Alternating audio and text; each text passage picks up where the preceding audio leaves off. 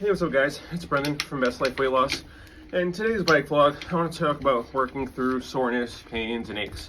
I've had a similar video in the past, but, recently I've noticed that when I have my days off, that is when I feel the most sore, the most fatigue.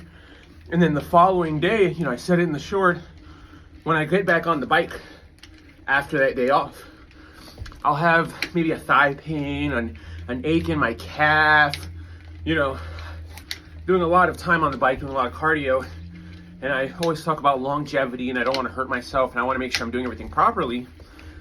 That being said, I don't want to stop. I don't want things to hinder me if it doesn't have to. And I'll, say last week, I'm pretty sure I had like a thigh pain or thigh soreness, and it lasted 2 or 3 days, but it only kind of stayed in the beginning. And within 20 or 30 minutes of working through it and on the bike, the pain would dissipate. And it's the same thing when I had the calf pain. And it doesn't, sometimes it's not always when I have my off days. Sometimes it's just the very next day. And even then, it's like, oh, do I need to stop? I don't want to hurt myself. And I would say 70-80% of the time, now it might even be less than that, I just don't want anyone to push themselves too hard. I don't want you to think like, oh, I'm in all this pain, I need to keep going. If you're in pain to where it's hindering your performance, stop. When I'm talking about these aches and these pains and the soreness that I'm having, it is something that is not slowing me down.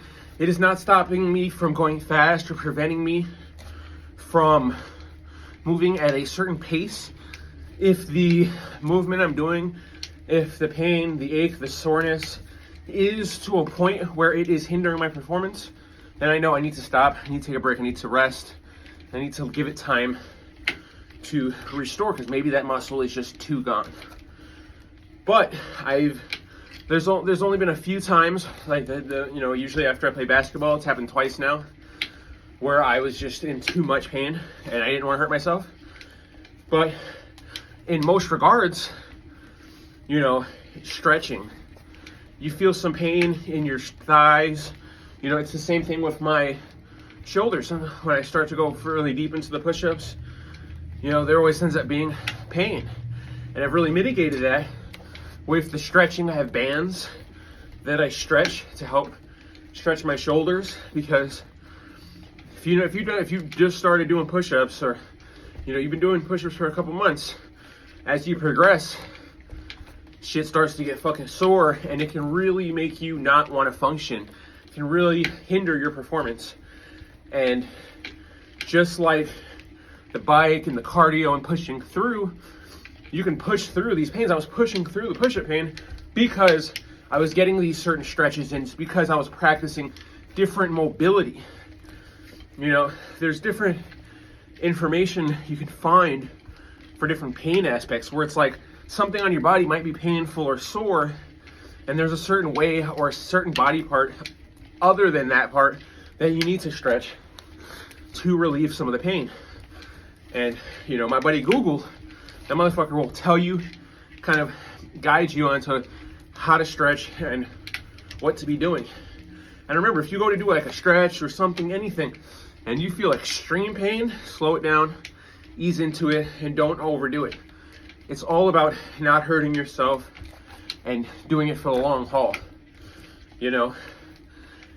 And I made this video specifically because I don't like stopping. I don't like not working out when it's not your day off. I like the idea of sticking to the routine. I tell everyone, make the schedule, track the calories, stick to the routine. And if you have to stop because you feel tired or fatigued, I feel like that will hinder your progress.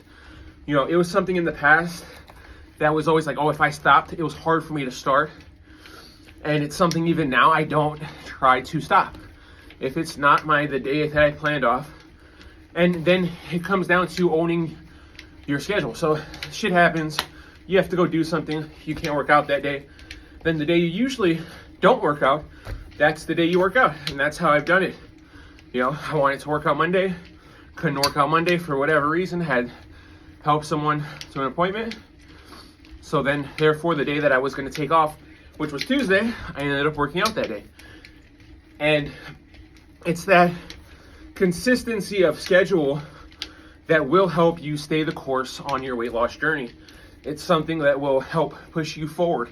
That's why I talk so much about having a schedule, making a routine, and sticking to it, and putting forth that effort with that schedule, because I feel like in and itself, it's just one more thing to put you in that linear path for weight loss. You know, I try and say it's a linear path and you're gonna have dips and turns, but if you make your course and stick to it, you know, it's up to you to follow it.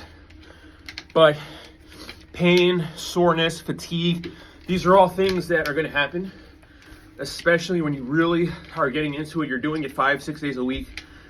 You're gonna hurt yourself, you're gonna sore up, and you're gonna be tired.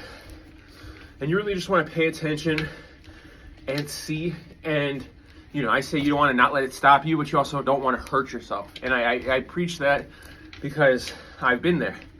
I've had the blood vessels burst in the calf, in the back of the hamstring, and it wasn't crazy, but it was like debilitating. It was like painful walking, and that came from the posture of how I was sitting, like the forwardness of my legs, the seat height, and that was all things that I learned and I progressed through. And it was something that was really, it lasted for like 3 weeks. I was having pain in my hamstring and behind the knee, and it was hindering the bike a little bit, but not to the point where I had to stop. But what it was hindering was just my overall movement. And that's when I really dove into it, and I saw like, oh, it's literally the position of the bike, how forward I'm sitting, the way my knees are going.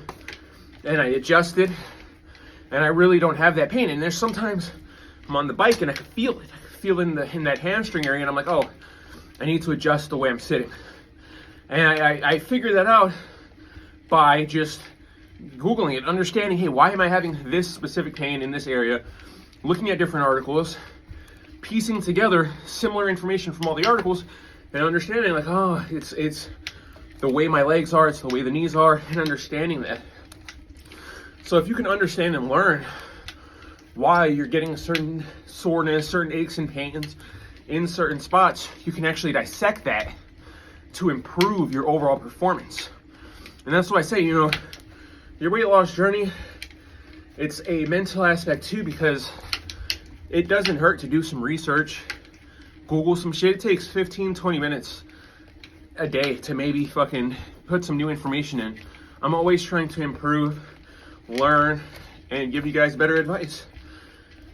And what I found is that just consistency, calorie deficit, and longevity, figuring out how to maintain a consistent workout at a good pace without hurting yourself, and obviously having the diet, the calorie deficit, you know, it's super key. I say the ratio all the time, 70-30, 70% that diet. Video titled Ubisoft Fucking TV just be doing whatever it wants sometimes. But that's what I got for you guys today. You know, it's really just that aspect of identifying what the pains, soreness, or aches you're having, whether you should work out that day, understanding like, might be able to push through this.